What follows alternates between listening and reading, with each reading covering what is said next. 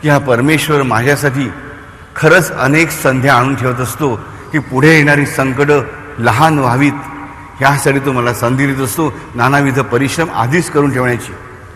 निस्वार्थी प्रेमच जेव्हा स्वरातून प्रगटतं राजानो, तेच त्या भगवंताला पोचतं. त्याचं नाव घेण्याची प्रत्येक संधी, त्याच्याशिवायची प्रत्येक संधी जमेल तशी पण स्वीकारली पाहिजे, कारण त्याच्यामधूनच माझा आज आणि उद्या मधुर होणार असतो.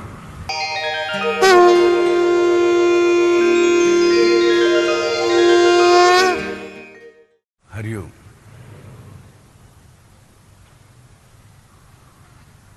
मध्यम पातु खरध्वंसी नाभिम जांबवदाश्रय सुग्रीवेशः कटी पातु सुग्रीवेशः कटी पातु. माझ्या कटी प्रदेशाचं संरक्षण कोण करो, तर सुग्रीवाचा ईश्वर असणारा हा राम माझ्या कटीचं, माझ्या कटी प्रदेशाचं, ज्याला आम्ही कंबर म्हणतो, त्या संपूर्ण प्रदेशाचं रक्षण करो, रक्षण करतो. सुग्रीवेशः कटी पातु. सुग्रीव, आम्ही सुग्रीवाची कथा रामायणात येते. सुग्रीव हा वानरांचा राजा झालेला आम्ही बघतो. हा सुग्रीव आणि वाली हे दोन भाऊ आहेत, अगदी एकमेकासारखे दिसणार आहे.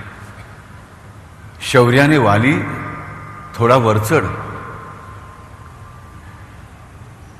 सुग्रीव ताकदीने वालीपेक्षा थोडा कमी, पण शरीराचा आकारमान, रूप, डोळे, केस सगळं काही दोन्ही भावांचं अगदी एकमेकासारखं, अगदी प्रेमाने राहत असतात. परंतु एक कालनेमी नावाचा राक्षस येतो, ज्याच्याशी लढण्यासाठी हा वाली एका गुहेमध्ये जातो आणि जाताना सुग्रीवाला सांगून जातो की जर मी अमुक दिवसात बाहेर आलो नाही तर तू समज की आता ही किष्किंधा नगरी अनाथ झाली, तिला सनाथ करण्यासाठी तू परत राज्यात जा आणि राज्याचा स्वीकार कर. बिचारा सुग्रीव त्याप्रमाणे वाट बघत राहतो. त्यांनी सांगितलेल्या काळापेक्षाही जास्त काळ. एक दिवस रक्ताचे प्रचंड लोट बाहेर येतात आणि त्याच्या अगोदर एकवी तरी वालीची किंकाळी. सुग्रीवाला वाटते की आपला भाऊ गेला, आता तो राक्षस बाहेर पडू नये, आतमध्ये गुदमरून मरावा म्हणून त्या गुहेच्या तोंडावरती सुग्रीव एक दगड बसवतो, शिळा बसवतो आणि किष्किंधा नगरीमध्ये येतो. राजा होतो.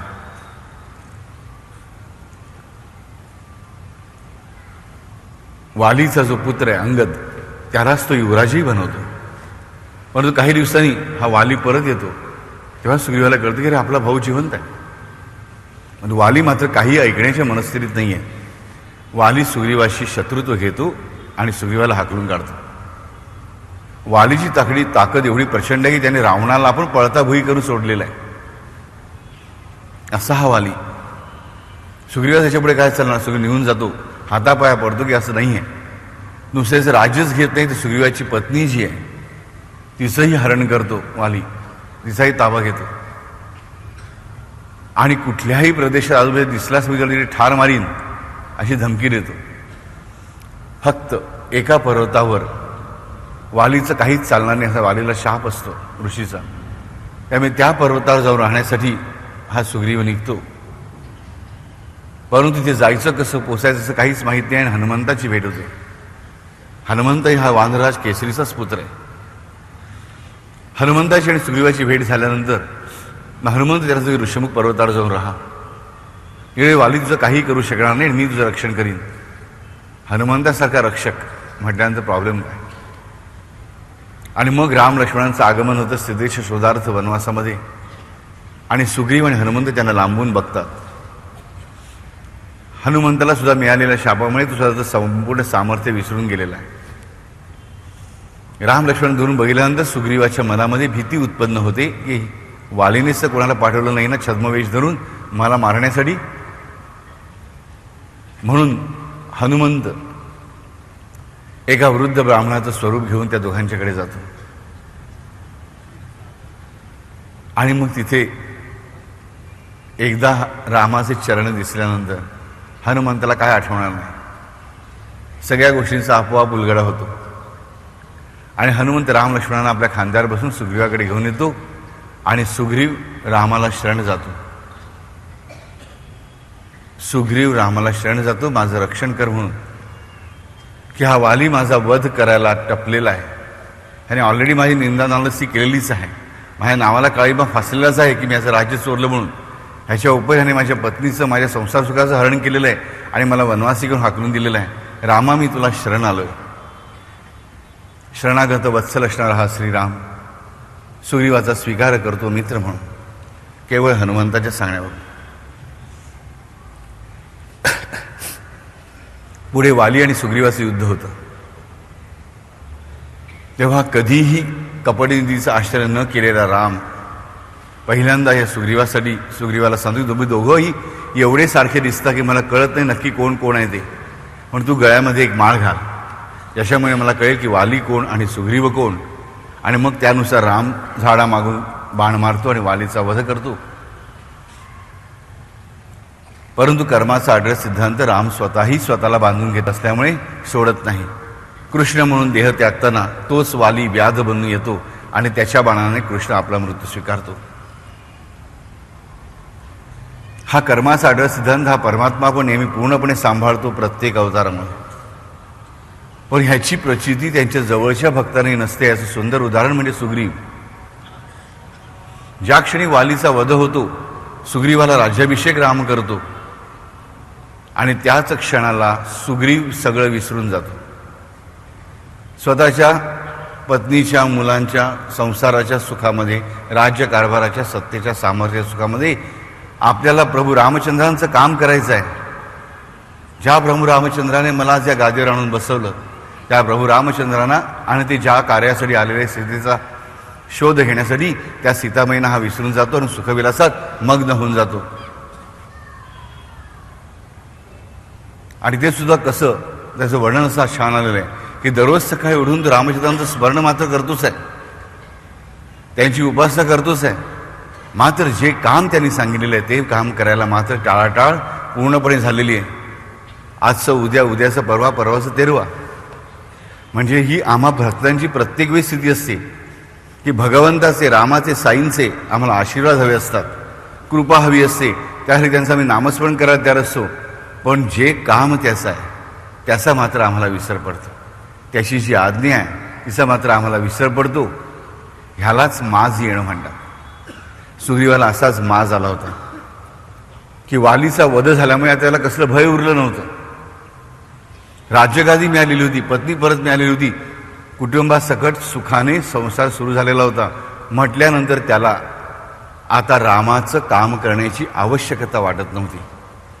आम्ही पण असंच असतं. साई साई साई साई साई साईबाबांनी सांगून ठेवले आम्हाला, साई साई सदैव म्हणाल, सात समुद्र करीन निहाल, ह्या बोला विश्वास ठेवाल, पावाल कल्याण निश्चय. परंतु ह्याच साईने दुसरेही सांगितले की सोडून या लाख चतुराई, स्मरा निरंतर साई साई. सोडून या लाख चतुराई, आम्ही चतुराई करत राहतो. ह्यालाच माज येणं म्हणतात की माझं एकदा काम झालं की गरज सरू आणि वैद्यमोर या नात्याने आम्ही आमचं काम संपल्या परमेश्वराला विसरतो. ह्याचं मूर्तिमंत उदाहरण रामायणामधलं म्हणजे सुग्रीव. की सुग्रीव विसरून जातो की मला रामाचं काम करायचं आहे, मला स्थितीचा शोध घ्यायचा आहे.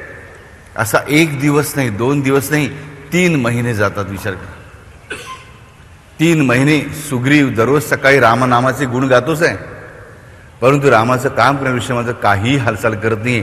एवढा तो स्वतःच्या संसाराच्या व्यापामध्ये अडकून गेलेला आहे, गुंगून गेलेला आहे, मग्न झालेला आहे. आणि मग लक्ष्मण चवताळून उठतो. मग लक्ष्मण स्वतःचं धनुष्य बाण घेतो आणि येतो आणि सुग्रीवाला म्हणतो की सुग्रीवा, मोठी मोठी वचनं दिलीस, रामाने तुला मित्र म्हटलं म्हणून काय तू स्वतःला रामापेक्षा श्रेष्ठ समजायला लागलास? तुझी पत्नी तुला कोणी परत मिळवून दिली, तुझी कीर्ती तुला कोणी परत मिळवून दिली, तुझी अपकीर्ती की तू तुझ्या भावाचं सगळं छिनलं होतंस, अशी तुझी झालेली अपकीर्ती कोणी दूर केली? ज्या रामाने केली त्या रामाचं कार्य करण्यास मात्र तू आज टाळाटाळ करतोयस. सुग्रीवा, लक्षात ठेव, ह्या लक्ष्मणाचा बाण रामाच्या मनाला दुःख देणाऱ्या प्रत्येकाचा नाश करण्यासाठी सदैव तयारच आहे. आणि लक्ष्मण धनुष्याला बाण जोडतो त्या क्षणाला नेहमीप्रमाणे शेवटी हनुमंतच मध्ये येतो आणि हनुमंत म्हणतो की लक्ष्मणा, कृपा कर, एवढा क्रोध धारण करू नकोस, हा सुग्रीव चुकलाय, आणि मग त्या हनुमंताच्या मध्यस्थीने सुग्रीव लक्ष्मणाला शरण जातो आणि त्याचे पाय पडून म्हणतो की मी तुम्हाला वचन देतो की आत्ता ह्या क्षणापासून मी ह्या कामाला सुरुवात केलेली आहे. सुग्रीवेश हा कटी पाहतो. कटी म्हणजेच माज, कमरेवर जमा होणारं मांस, चरबी म्हणजे माज.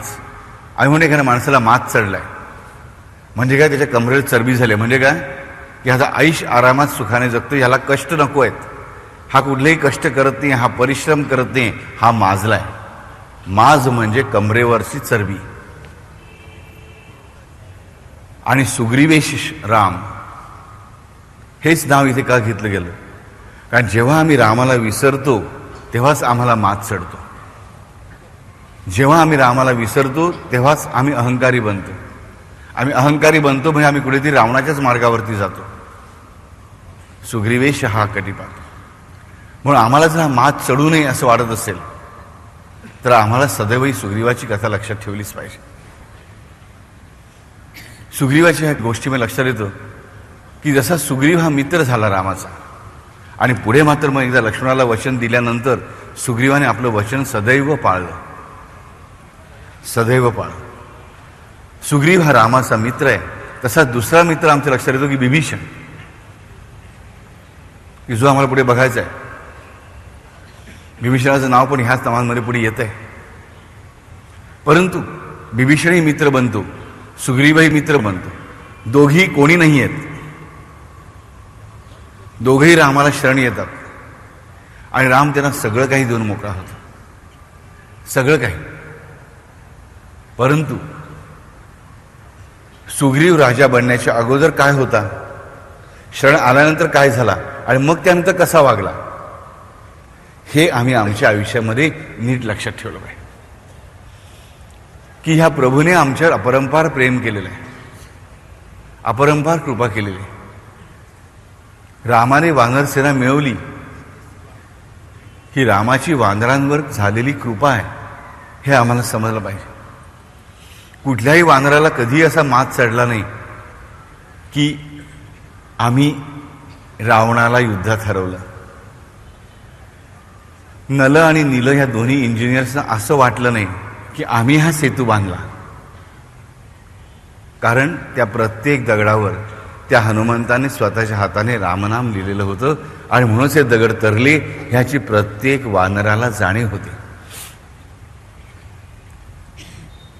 आम्ही पण हेच लक्षात ठेवलं पाहिजे आयुष्यामध्ये की भगवंताची सेवा करायला मला मिळणं कुठल्याही प्रकारची, हेच माझ्यासाठी सगळ्यात मोठी श्रेष्ठ मिळकत आहे. सगळ्यात मोठं धन माझं तेच आहे. आम्हाला अधिकाराची अपेक्षा असते, चुकीची गोष्ट नाही. आम्हाला मानाची अपेक्षा असते, चुकीची गोष्ट नाही. आम्हाला कीर्तीची अपेक्षा असते, चुकीची गोष्ट नाही. पण कुठे, तर जागतिक व्यवहारामध्ये भगवंताशी मात्र आहे. भगवंताच्या दरबारामध्ये माझा मान, सन्मान, कीर्ती, अपमान ह्या सगळ्या गोष्टी शून्य असल्या पाहिजे. परमेश्वर माझ्याकडून सगळं करून घेतोय. मला भगवंताचं नाम घ्यायची बुद्धी पण भगवंतानेच दिली आहे. ते नाम घेण्याची ताकद पण तोच देतोय. विचार कर राजानो, आपल्या प्रत्येकामध्ये काही ना काही दुर्गुण असतो ना. कित्येक वर्ष आपल्याला माहिती असं की हा दुर्गुण आहे, तो आपण काढू शकतो का? किती प्रयत्न करतो आम्ही, पण तो दुर्गुण जाता जात नाही.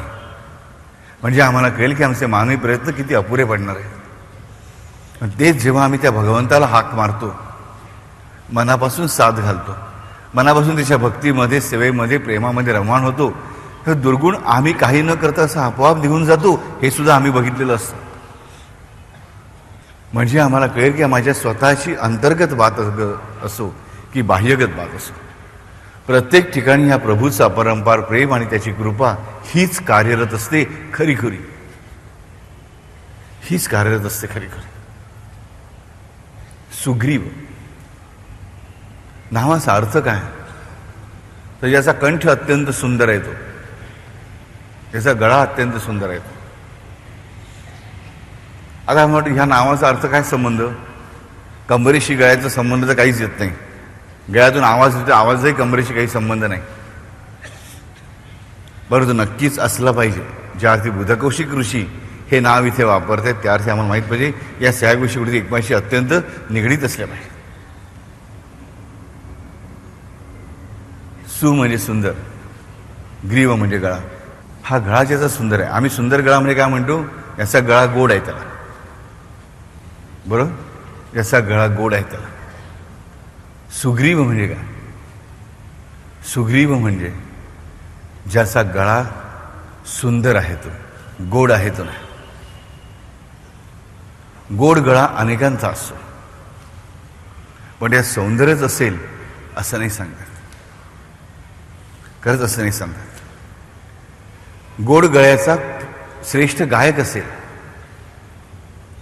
पण तो सुंदर कधी बनतो, जेव्हा तो गोडच्या ऐवजी मधुर बनतो तेव्हा.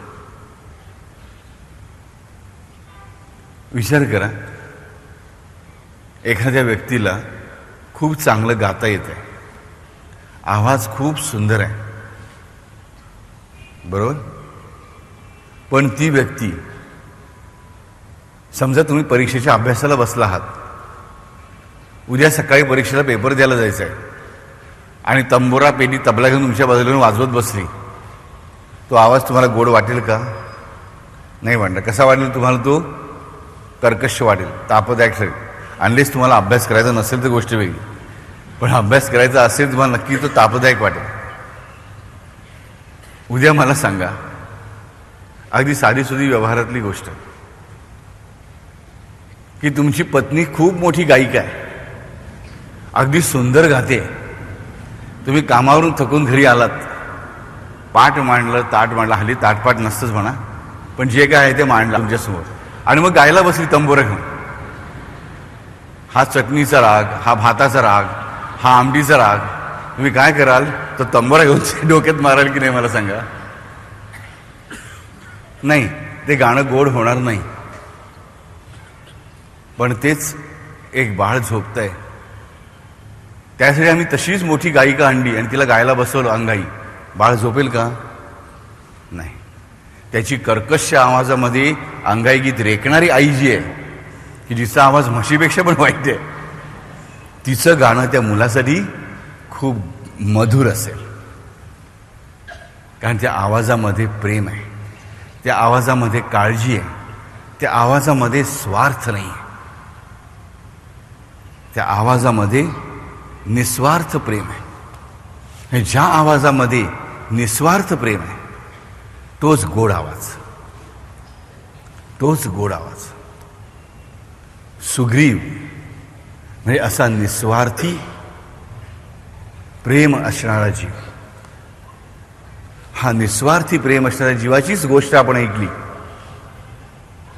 की ज्याला निस्वार्थी प्रेम करण्याची इच्छा आहे तो सुद्धा कसा लटकतो हे आम्ही या कथेमधून शिकतो, की ज्याचं नावच मुळी सुग्रीव आहे, जो निस्वार्थ प्रेम करतोय तो सुद्धा स्वतःला एकदा सगळं काही चांगलं प्राप्त झालं.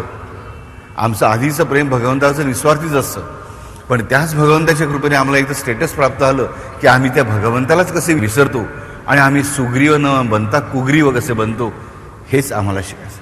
कारण ते कुग्रीव बनणं म्हणजेच माज येणं. निस्वार्थी प्रेमच जेव्हा स्वरातून प्रगटतं राजानो, तेच त्या भगवंताला पोचतं. आम्ही प्रार्थना अनेक वेळा भगवंताची करतो, काही संकटातून पार पडण्यासाठी करतो. कहू तात समोर प्रणामा, सब प्रकार प्रभु पूर्ण कामा, दीन दयाल बिरुद संभारी, हरव नाथ बम संकट भारी. साक्षात जानकी मातेने केलेली प्रार्थना आहे. दीन दयाल बिरुद संभारी, हरव नाथ मम संकट भारी. जगामध्ये ह्याच्यापेक्षा श्रेष्ठ प्रार्थना असू शकत नाही, कारण साक्षात भक्ती स्वरूपिणी असणाऱ्या जानकी मातेने केलेली राम परमात्म्याची ती प्रार्थना आहे. ह्याच्यापेक्षा श्रेष्ठ प्रार्थना जगात असूच शकत नाही. तिने सुद्धा स्पष्टपणे सांगितलंय की माझं मोठं संकट आहे, पण ते संकट तिला रावणाची भीती नाही वाटत आहे, लक्षात ठेवा. त्याचं एक्सप्लेनेशन इमिजिएटली पुढच्या श्लोकामध्ये हनुमंत देतो की सीतेला रावणाची भीती वाटत नाही. आम्ही बघतो त्याच्या आधीच्या श्लोकांमध्ये पण की सीता रावणाला वाटेल ते बोलते, तिला ती करायचं रे काम करतेच, तिला दुःख कसलं आहे? दीनदयाल बिरदू संभारी हरव नाथ मम संकटभारी. संकटभारी कुठलं? तर तुझा विरह. हे परमात्म्या, तुझा विरह हे सगळ्यात मोठं संकट आहे. त्याच्यापेक्षा मोठं संकट असू शकत नाही. कारण एकदा तुझा विरह झाला की मग संकटच संकट आहेत. कारण तुझं विरह हे एवढं मोठं संकट आहे की त्याच्यापुढे बाकीची सगळी संकटं क्षुल्लक आहेत आणि ती आपोआप येतच राहतात. म्हणून परमात्म्याचं विरह हेच सगळ्यात मोठं संकट असतं. आणि त्या संकटावरचा रामबाण उतारा म्हणजे हे सुंदरकांड. कारण त्यामध्ये असलेली ह्या सीतामाईने केलेली प्रार्थना, दीनदयाल बिरिदू संभारी. हे दीनदयाळा, हे दिनांवर दया करणाऱ्या प्रभू रामचंद्रा, तुझं ब्रीदच मुळी तू राखणार आहेस. बिरुदू संभारी म्हणजे ब्रीद सांभाळ असं नाही, बिरुदू सांभाळणार आहेस म्हणजे ब्रीद सांभाळणार आहेस तू, म्हणजे तू सदैव दिनांचं रक्षण करणार आहेस. दीनदयाळ बिरुदू संभारी हरव नाथ मम संकट भारी. मात्र त्याला नाथ म्हणावं लागतं. नाथ म्हणजे पती नव्हे केवळ. नाथ म्हणजे माझा पालक, माझा मालक, माझा चालक, माझा रक्षक, माझा त्राता, माझा सर्वेसर्वा. माझ्या सर्व हिश्श्यांवर ज्याची मालकी आहे त्यालाच नाथ म्हटलं जातं. कुठलीही पत्नी आपल्या पतीला नाथ म्हणू शकत नाही, तर कुठलाही भक्त सुद्धा आपल्या देवाला नाथ म्हणू शकत नाही. नाथ कधी म्हटलं जातं की जेव्हा नाथ शब्दाचा संस्कृतमधला अर्थच मी आम्हाला कळला पाहिजे की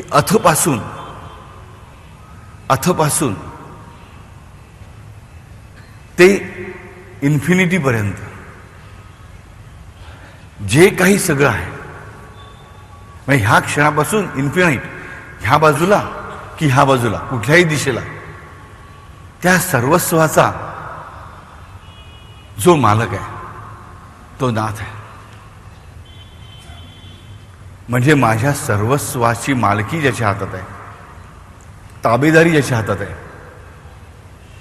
हेमाडपंताची एक सुंदर ओवी येते साई चरित्रामध्ये, साई सच्चरित्रामध्ये. हा देहची नाही जेथे आपुला, तोही भावांच्या चरणी अर्पिला, मग त्याची या चलन वलनाला काय आपुला अधिकार. हा देहची नाही जेथे आपुला, तोची भावांच्या चरणी अर्पिला, मग त्याच्या चलन वलनाला काय आपुला अधिकार. हेमाडपंतांना अधिकार आहे साईनाथांना साईनाथ म्हणण्याचा. आम्ही म्हणायला काहीच हरकत नाही, पण खरोखरच तो आमचा नाथ आहे का, आम्ही त्याला नाथ केलंय का हे विचारावं लागतं. म्हणून एक शब्द आम्ही नेहमी वापरतो मराठी संस्कृतीमध्ये, अनाथ आणि सनाथ. अनाथ म्हणजे ज्याला कोणीही काळजी घेणारा नाही तो. म्हणजेच आम्हाला कळलं पाहिजे की हा परमात्मा जेव्हा आमची काळजी घेणारा ह्या पोझिशनमध्ये, ह्या स्टेटसमध्ये आम्ही त्याला बसवत नाही, तेव्हा आम्ही काय झालेलो असतो, आम्ही अनाथ झालेलो असतो, आम्ही पोरके झालेलो असतो. आणि हे पोरकेपण आम्हाला सगळ्या संकटांना सामोरं जायला लावतं, सगळ्या संकटांना सामोरं जावं लागतं. आणि आम्ही वारंवार पोरके होत राहतो. ज्या रामाने लक्ष्मणाने सुग्रीवाचं संरक्षण केलं त्याच लक्ष्मणाला परत धनुष्य उचलावं लागतं आमच्यावर मारण्यासाठी.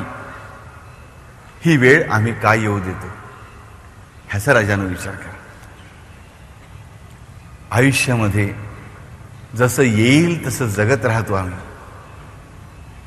प्रयत्न करतो, परिश्रम करत नाही. आणि प्रयत्न हा शब्दच चुकीचा आहे. आणि त्याने ती म्हण जी आहे ना, प्रयत्ने वाळूचे कण रगडिता तेलही गळे, ही सगळ्यात भंपक म्हण आहे. कोणी वाळूचे कण किती रगडा, तेल गळणार आहे का नाही गळणार आहे. म्हणजे प्रयत्न पण आम्ही उचित दिशेने केले पाहिजे. कारण हनुमान चालिसामध्ये पण स्पष्टपणे काय सांगितलेलं आहे, हो तन आज्ञा बिनू पयसारे. पैसा नाही, पयसा म्हणजे प्रयास. प्रयास लागतात, परिश्रम लागतात, प्रयत्न नाही. प्रयत्न म्हणजे हाफ हार्टेडनेस. कोणी तुम्हाला सांगितलं ना तुम्ही एखादं काम करायला घेऊन जा, बाबा माझं एवढं काम करायला, हा प्रयत्न करून बघतो, प्रयत्न करतो, म्हणजे समजायचं काम होणार नाही. प्रयत्न करून बघतो शब्दाला सांगायचं काम होणार नाही, प्रयत्न करतो म्हणजे काही करणार नाही. तेच आमच्या स्वतःच्या जीवनात पण लागू आहे की आम्ही स्वतः प्रयत्न करतो. मी प्रयत्न करतोय सुधारण्याचा, म्हणजे मी सुधारण्याचा जराही विचार पण करत नाही हे स्वतःला शिकवलं पाहिजे. आम्हाला प्रयास केले पाहिजे, परिश्रम केले पाहिजे. आवश्यक आहे.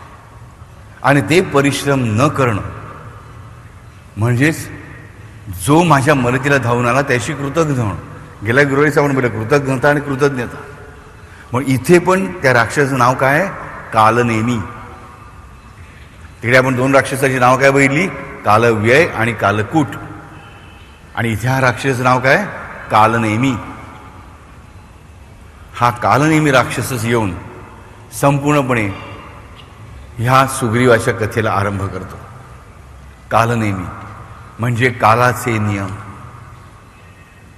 काळाचे दुष्ट नियम, कालाचे क्रूर नियम आमच्या डोक्यावर येऊन आदळतात आणि आमचं सगळं जीवन अस्ताव्यस्त करून टाकतात. हे आम्हाला कळलं पाहिजे. आणि त्यासाठीच आम्हाला भगवंताने मला जे काही दिलं, आता पण जे दिलेलं आहे त्याबद्दल कृतज्ञ राहून परमेश्वराच्या सेवेमध्ये सदैव राहावं लागतं. तुम्हाला इथे एक सुंदर गोष्ट सांगतो. वारकरी संप्रदायातली गोष्ट आहे. अत्यंत मधुर, अत्यंत मधुर. की एक दिवस ही सगळ्यांची लाडकी असणारी जनाबाई, जिचं अत्यंत मधुर प्रेम आहे, दशदिशांनी एकादश विधान भक्ती आहे तिच्याकडे, सगळ्या प्रकारची भक्ती आहे तिच्याकडे. भक्तीची कुठलीही सीमा तिने केव्हाच क्रॉस केलेली आहे अशी जनाबाई ही एकदा भर दुपारी भर कडकडीत उन्हामध्ये, रणरणत्या उन्हामध्ये, अदवाणी बिचारी त्या काळामध्ये चंद्रभागेच्या तीरावर जाते काही कामासाठी. बरोबर काही स्त्रिया पण आहेत, पण ती आपली स्वतःच्या विठ्ठल नामाच्या स्मरणामध्ये गुंगलेली आहे. जय हरी विठ्ठल, श्री हरी विठ्ठल हा जनाबाईचा गजर आहे. आम्ही जो गजर करतो श्री हरी विठ्ठल, जय हरी विठ्ठल हा जनाबाईचा गजर आहे. ही जनाबाई हा गजर करत चाललेली आहे. आणि चालता चालता घडतं काय की वरून एक कावळा येतो आणि कावळा जनाबाईच्या डोक्याला स्पर्श करतो, टोच मारतो. कावळ्याने स्पर्श केला म्हणजे बापरे आंघोळ केली पाहिजे, काय ती एकादशनी घातली पाहिजे. जनाबाईला तो कावळा स्पर्श करतो. जनाबाईला कावळ्या स्पर्श केला तर बाकीच्या बायका तिच्यापासून लांब उभ्या राहतात. तर जनाबाईसारखी बाई संत, तिला कावळा शिवला काय आणि घुबड शिवलं काय, मला काय फरक पडतोय सांगा. पण त्यांना नाही, कारण तो कावळा महत्वाचा, जनाबाई महत्वाची नव्हती. ह्या सगळ्या जणी चंद्रभागेवर जाऊन पोहोचतात. सगळ्या बायका लांबून लांबून चालतात. जनाबाई पण आपला हंडा कळशी काय आणलेली आहे कमरेवरून, ती चंद्रभागेत बुडवायला जाणार. बायका बरोबर अगं जने थांब, अगं जने थांब, आधी आम्हाला पाणी भरून घेऊ दे.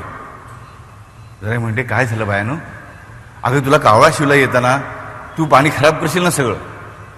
आता मूर्ख बाय, एवढं माहित नाही नदी वाहतीये, तुम्ही शिवल्याशी आत पाणी इकडे तिकडे वाहून गेलं पण असतं की नाही. मग वास्तवच जनाबाईने टच झालं पाणी तरी पुढच्या लोकांना मिळालं असतं ना, ह्या बायानं नसतं मिळालं उलट. पण तोही विचार म्हणे तू शिवू नकोस पाण्या, नदी संपूर्ण खराब होईल.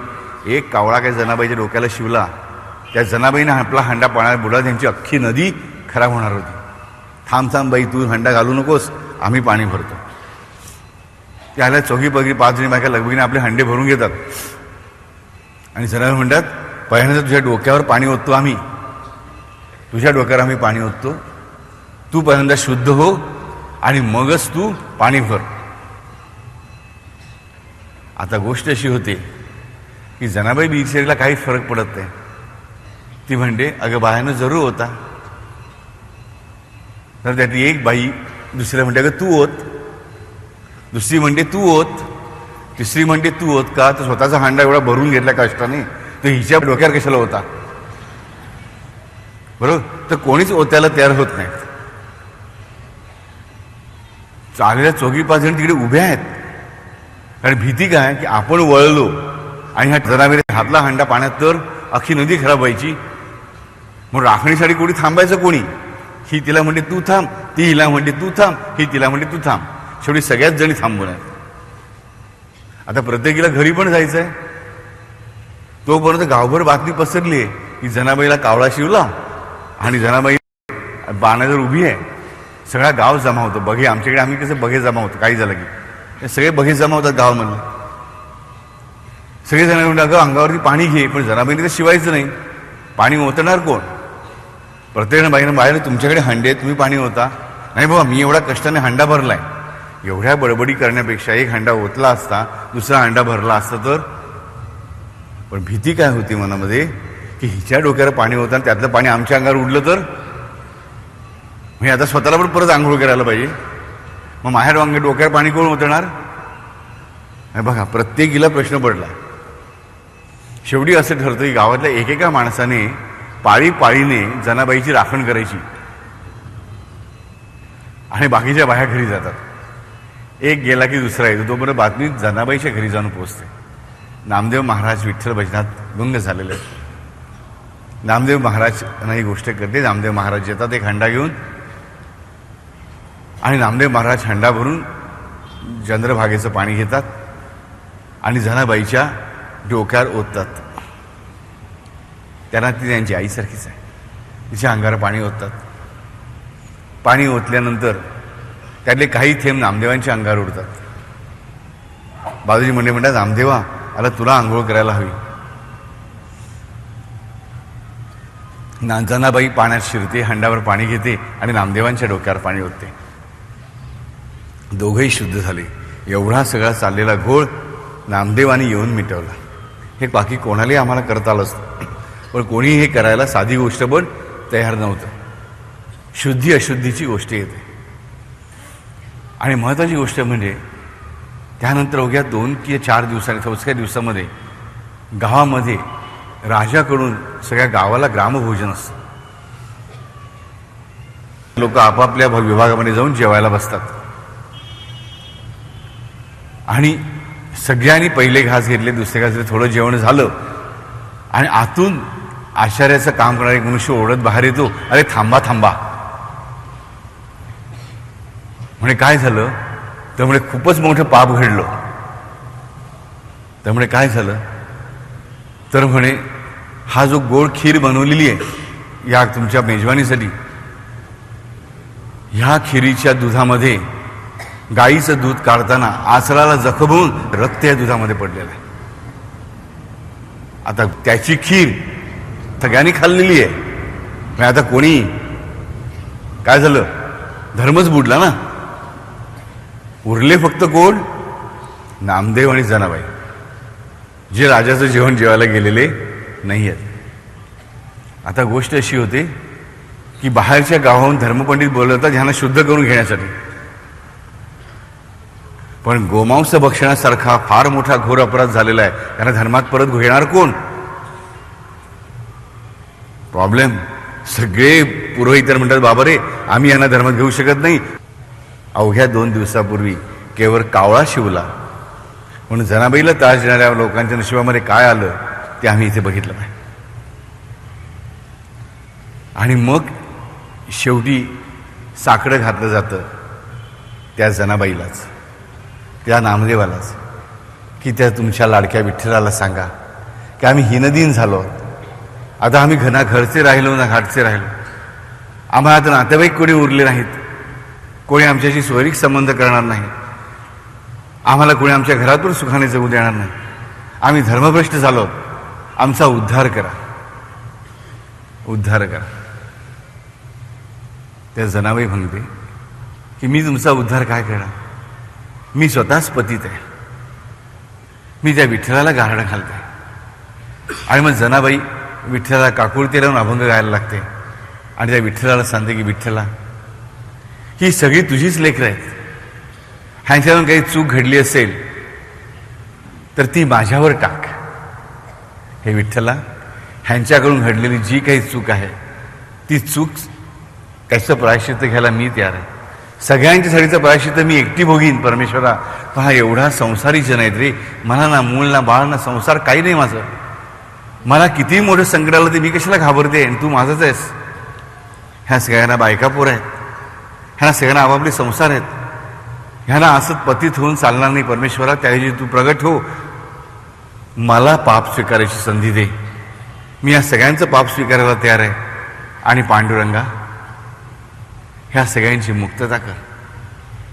कळवळून हाक मारते जनाबाई म्हटल्यानंतर पांडुरंग काय धावत येणार नाही. पांडुरंग तिकडे प्रगटपणे म्हणतो की जने, अगं ह्या सर्वांना मी संधी दिली होती ग, ही पुढची घटना मला माहिती होती, म्हणूनच मी फक्त ह्यांच्याकडून एवढीच अपेक्षा केली होती की कावळ्याच्या रूपाने मीच येऊन तुला स्पर्श केला होता. कावळ्याच्या रूपाने येऊन मीच तुला स्पर्श केला होता ग. आणि तेवढी तुझी अशुद्धी जरी ह्या लोकांनी स्वतःच्या कष्टाने दूर केली असती तरी मी हा पुढचा प्रसंग येऊच दिला नसता ग. विचार करा किती ह्या पांडुरंगाचं कारुण्य आहे. किती किती म्हणून ह्या सावळ्या काळ्या विठ्ठलाने आम्हाला जपावं, किती म्हणून आमचा भार व्हावा, पण तरी आम्ही शहाणे होत नाही. पुढे हे घडणार आहे जाणून तो पांडुरंग आधीच कावळा बनून आला. त्या जनाबाईच्या डोक्याला स्पर्श करून गेला की जर ह्या सगळ्या मंडळींच्या हातून एवढीशी या जनाबाईची सेवा झाली तरी त्याच्या बदल्यामध्ये मी त्यांच्या डोक्यावरचं एवढं मोठं संकट दूर करेन. पण तेवढी सेवा करायला पण जेव्हा या मंडळी नकार दिला तेव्हा त्या सगळ्या नरशिवामध्ये एवढं मोठं घोर पाप आणि एवढं मोठं घोर संकट येऊन ठाकलं. लक्षात ठेवा. आम्हाला कळलं पाहिजे की हा विठ्ठल किती कनवाळू आहे. ह्याचं खरंच प्रेम आहे आमच्यावर अत्यंत. हा साई आमच्यावर प्रेम करतो हे साई चरित्रातल्या प्रत्येक भक्ताला नीट कळत होतं. प्रत्येक भक्त हे जाणत होता. आम्ही जाणलं पाहिजे की हा विठ्ठल, हा साई, हा राम, हा कृष्ण अत्यंत कनवाळू आहे. हा आमच्यावर येणारे प्रत्येक संकट जाणूनच आम्हाला निर्णय संधी प्राप्त करून देत असतो. त्याचा आम्ही उपयोग करून घ्यायला पाहिजे. बघा त्या संपूर्ण गावाने त्या दिवशी फक्त तमाशा बघितला. जनाबाईला कशालाच विटाळ होणार नव्हता याला कळलं नाही आणि म्हणून स्वतःला मात्र केवढा मोठा विटाळ झाला. हे सगळं विठ्ठलाचं बोलणं ऐकल्यानंतर जनाबाई म्हणते की हे करुणाघना पांडुरंगा, अरे तुझी लीला आम्हा आज्ञे जनांना काय बरं करणार. स्वतःला आज्ञा म्हणून घेते जनाबाई. विचार करा आम्हाला काय करणार. ही लेकरं बिचारी भावडी तुझी, त्यांच्या हातून चूक घडली मला मान्य आहे परमेश्वरा, पण म्हणून त्यांना असं एवढं मोठं दुःख देऊ नकोस रे. त्यांना तुझ्या चरणांपासून दूर करू नकोस रे. तुझ्या कर्माच्या अटळ सिद्धांत माझ्यावर चालव. ह्या सगळ्यांचं पाप मी स्वीकारायला तयार आहे. भगवंत तिला विचारतो हो मग त्याच सिद्धांतानुसार ही मंडळी तुझ्याकडून काय घ्यायला तयार आहेत. तू त्यांचं पाप घेणार मग त्याच्या बदल्यात ही मंडळी तुझ्याकडून काय घेणार. तुझा पण भार त्यांनी हलका करायला पाहिजे. प्रश्न आता ह्या सगळ्या समोरच्या बसलेल्या मंडळींना पडतो. एक जण म्हणतो मी 100 रुपये देईन, एक म्हणतो मी 200 मोहरा देईन, एक म्हणतो मी अमुक करीन, एक म्हणतो मी तमुक करीन. आम्ही मोजमाप कशात करतो बघा. धर्मभ्रष्ट झालेला आहे, धर्मबाह्य पडलेले आहेत. कुणी आता तुमच्या हातचं काही खाणार पण नाही. अशा परिस्थितीमध्ये सुद्धा ही जनाबाई तुमचं सगळं पाप घ्यायला तयार आहे. पांडुरंगाला तिने साक्षात पाचारण केलंय. पांडुरंग स्वतःच्या मुखाने सांगतोय की काय घटना सत्य आहे म्हणून, आणि आम्ही उपकारांचा बदला कशा रूपात द्यायला बघतो की 4 दमड्या टाकून. जनाबाईला काय आवश्यकता आहे त्या सोन्याच्या मोहरांची मला सांगा. एका क्षणामध्ये पांडुरंग अंतर्धान पावतो. अशी वाचाळ बळबड ऐकल्यानंतर कुठला परमेश्वराचा कुठला अवतार तुमच्यासमोर उभा राहील मला सांगा. होऊन जाईलाशी राहील. मोजमाप सुरू झालं. भजन करेसो जीते, वजन करेसो हारे. वजन करेसो हारे रे मित्वा, भजन करेसो जीते. कोणी असं म्हटलं नाही की जनाबाईसारखं भजन आम्ही करू, जनाबाईचे अभंग आम्ही गाऊ, जनाबाईच्या सारखी आम्ही तुझी भक्ती करू, जनाबाईची भक्ती आम्ही घेऊ त्याच्या बदल्यामध्ये. अरे काय सुंदर संधी होती. तुमचं पाप ती घेणार होती आणि तिची भक्ती तुम्हाला घ्यायची होती. असा सौदा पृथ्वीच्या वाढीवर कधी झाला नसेल. अशा सौद्याला भगवंत आणि भगवंताची श्रेष्ठ भक्त तयार होती, पण आम्ही नाही म्हटलं. भगवंत निघून गेला. आता सगळ्या मंडळींना प्रश्न पडला करायचं काय. आणि मग त्यावेळेस जनाबाई त्यांना सांगते धीर सोडू नका, धीर सोडू नका. जो तुमच्यावरच्या प्रेमासाठी कावळा बनून आला, जो तुमच्यावरच्या प्रेमासाठी कावळा बनून आला, जो तुमच्यावरच्या प्रेमासाठी आज माझ्या हाकेला धावून आला, तो आता निघून गेलाय. तो पण तुमच्या प्रेमानेच हे पहिल्यांदा लक्षात घ्या.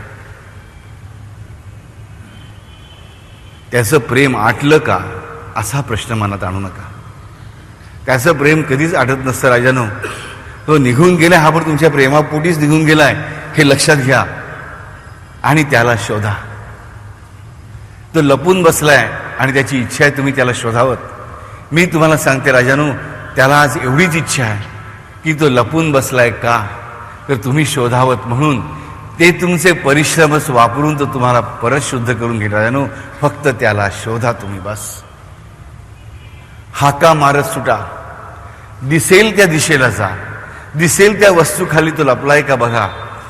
अशी कुठलीही जागा सोडू नका की जिथे तुम्ही पांडुरंगाला म्हणून शोधलं नाही. मी तुम्हाला खात्रीलायक सांगते, माझ्या प्रेमासाठी हा पांडुरंग ह्या गावची सीमा सोडून बाहेर जाणार नाही. हा जबरदस्त आत्मविश्वास आहे या माऊलीचा, की मी तुम्हाला गॅरंटी देते राजानो, की माझ्या प्रेमासाठी हा माझा लाडका पांडुरंग ह्या गावाची सीमा सोडून बाहेर नक्कीच जाणार नाही. ह्याला प्रत्येक ठिकाणी तुम्ही शोधा. तुमच्या शोधण्याचे परिश्रमच त्याला हवेत. आम्ही म्हणजे हाका मारत सुटतात, प्रत्येक ठिकाणी शोधत जातात, पण ह्यांना कुठेही पांडुरंग मिळत नाही. शेवटी रात्र होते, सगळे मंडळी जमतात. बाहेरच्या धर्मपंडितांनी गावाबाहेर हाकललेलं आहे, जंगलामध्ये राहत आहेत. गावामध्ये फक्त फिरायचं, रस्त्याने शोधायचं. सगळं गाव भ्रष्ट झालेलं आहे. त्यामुळे आता बाहेरचे पंडित आत यायला पण तयार नाही आहेत. आता अशांची चर्चा सुरू होते, करायचं काय, पुढे शोधूया. शेवटी परत जनाबाई येते.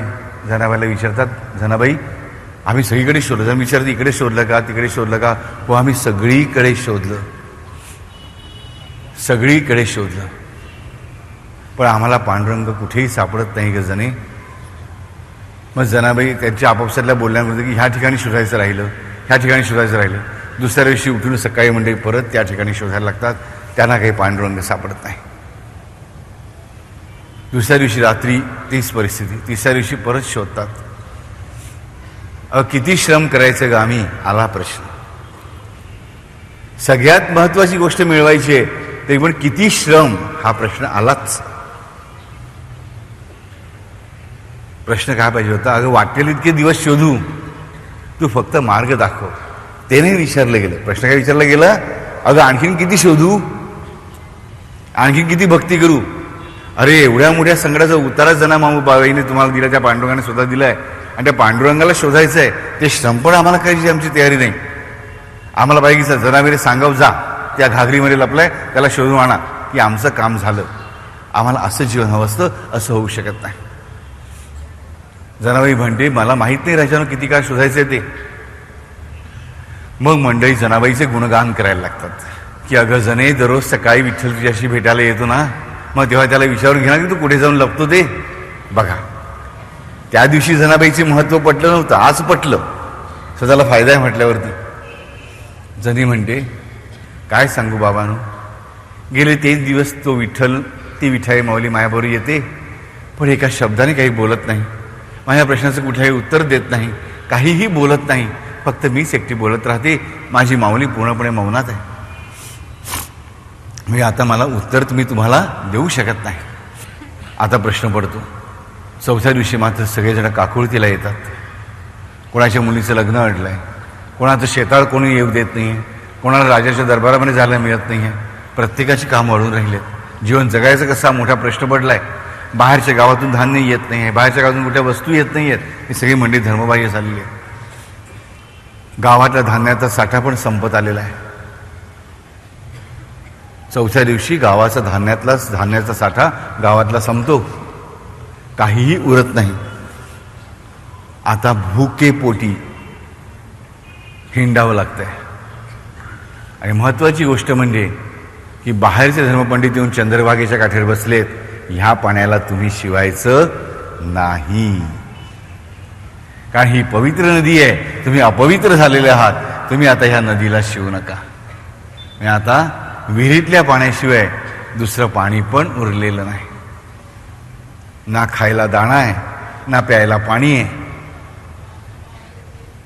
जेव्हा आम्ही असे वागतो तेव्हा आमची काय परिस्थिती होती तेही आम्हाला गोष्ट सांगते. आणि मग शेवटी रात्री ह्यांना चालवत पण नाही आहे, बोलवत पण नाही. अशा परिस्थितीमध्ये हे सगळे गावकरी जनाबाईकडे येतात आणि जनाबाईला सांगतात की तू आमची माऊली आहेस.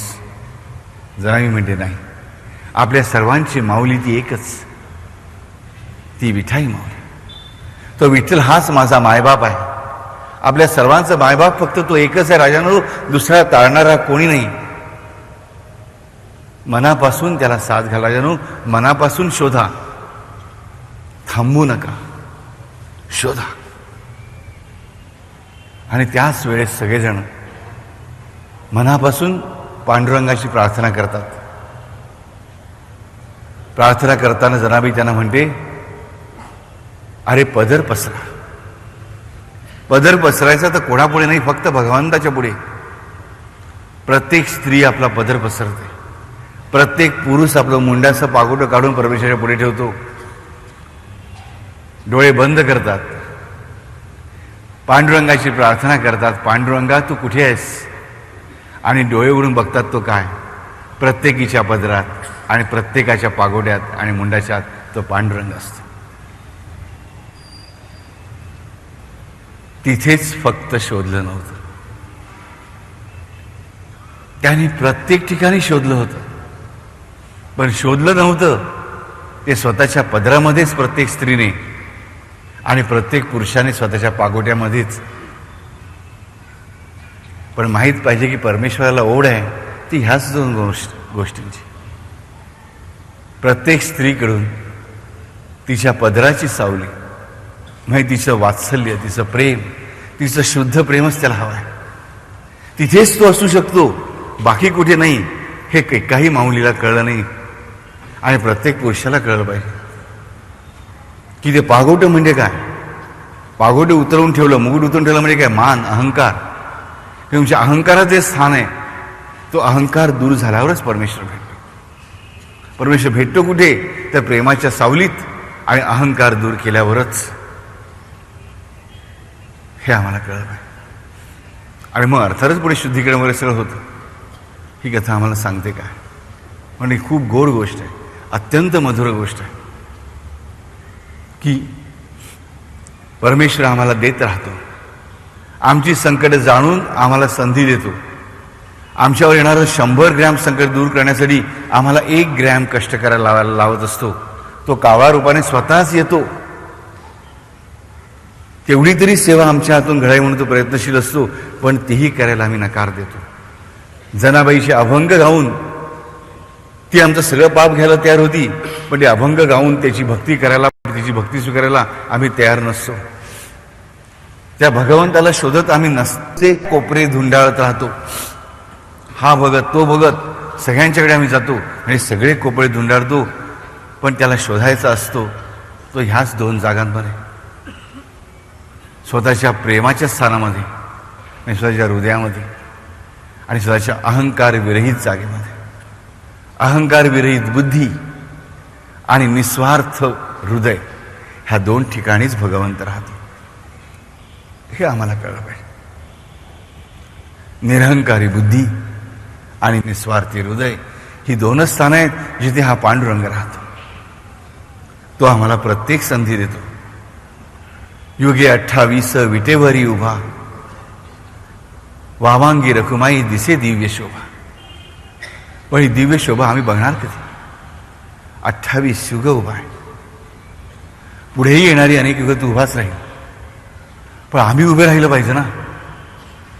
आम्ही त्याला उभं करून ठेवलं फक्त पुंडलिकासारखं, पण आम्ही पण तसंच केलं. आम्ही पण कमरे हात ठेवून त्याकडे बघतो.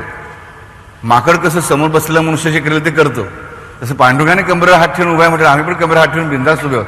तो काही करत नाही, आम्हाला काही करायची जरूर नाही. अरे तो उभा आहे उडी मारण्याच्या पवित्र्यात, की तू हाक मार, हा बघ मी उडी मारून आलोच. 28 युग साधी सुधी गोष्ट आहे, पण तरी तो उतरतो विटेवरून आणि 30 वीट घेऊन तो शिर्डीत पण आला. 30 वीट त्याने आपल्या उशाशी ठेवली. तोच तो विठ्ठल. गवळीबुवांनी सांगितलं त्यावेळेस सुद्धा, 95 वर्षाच्या गवळीबुवांनी सांगितलं की अरे लोक वेडे रे वेडे, खुळे रे खुळे, हे लक्षात घ्या. हा साई कसला, हा तर पंढरीराव. 95 वर्षाच्या म्हाताऱ्याला काय सांगायची जरूर होती, पण त्याने सांगितलं. त्याचं नाव पण गवळीबुवाच आहे, लक्षात ठेव. गोप आहे तो. तो गोपच फक्त सांगू शकतो की हाच खरा विठ्ठल आहे, हाच एकमेव तुमचा तारण करणार आहे. मात्र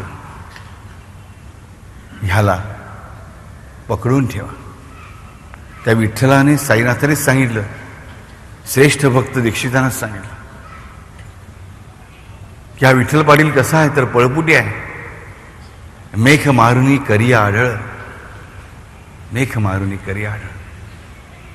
ही मेघ आम्ही मारायला हवी. सुग्रीवाने ती मारली, मात्र ती मारण्यासाठी लक्ष्मणाला आपलं धनुष्यबाण उचलावं लागला. तेव्हाच आम्ही आमच्या आयुष्यामध्ये ही अशी वाट बघणार आहोत का की या जनाबाईच्या गावात लोकांसारखी नाही, की परमेश्वराने कावळापून आम्हाला संधी दिली छोटीशी. जी प्रत्येक छोटीशी संधी आम्हाला परमेश्वराची सेवा करण्याची मिळेल ती प्रत्येक संधी स्वीकारा, कारण ती संधी आम्हाला भगवंताने अत्यंत करुणेने दिलेली आहे आमची संकट टाळण्यासाठी. हे लक्षात ठेवा. आणि संकटामध्ये सुद्धा शोधा तर त्यालाच शोधा. कुठे शोधा? त्याच्या भक्तीमध्ये शोधा. आणि त्याची भक्ती करता येत नसेल तर जनाबाईचे अभंग आहेत, तुकारामाचे अभंग आहेत, रामदासांचे शब्द आहेत. जी कुठली आमची भाषा असेल, मोडकी तोडकी असेल, मराठी असेल, इंग्रजी असेल, जर्मन असेल, संस्कृत असेल, हिंदी असेल, गुजराती असेल, तमिळ असेल, कन्नड असेल, तेलुगू असेल, कुठलीही भाषा या परमेश्वराला कळत नाही असं कधी होत नाही. लक्षात ठेवा. माझ्या वेड्या वाकड्या बोलांमध्येही त्याची प्रार्थना करीन, मात्र ती प्रार्थना कशी असावी, ते परिश्रम कसे असावे, तर ह्या कथेतल्याप्रमाणे, ह्या कथेतल्याप्रमाणे मला माहीत पाहिजे की हा परमेश्वर माझ्यासाठी खरंच अनेक संध्या आणून ठेवत असतो, की पुढे येणारी संकटं लहान व्हावीत ह्यासाठी तो मला संधी देत असतो, नानाविध परिश्रम आधीच करून ठेवण्याची. आणि त्या संध्या जे आम्ही नाकारतो ना, तेव्हाच मोठं संकट येऊन आढळतं. हे कधीही विसरू नका. कारण ये यो विठ्ठले माझे माऊली, हे त्याचं खरं खरं वर्णन आहे. ये यो विठ्ठले माझे माऊली. तो येतोच, गौडावर बसून येतोच, मात्र आम्ही ही संधी सोडली नाही पाहिजे. त्याचं नाव घेण्याची प्रत्येक संधी आम्ही स्वीकारली पाहिजे. जमेल तशी पण स्वीकारली पाहिजे. त्याच्याशिवायची प्रत्येक संधी जमेल तशी पण स्वीकारली पाहिजे, कारण त्याच्यामधूनच माझा आज आणि उद्या मधुर होणार असतो. हरिओम.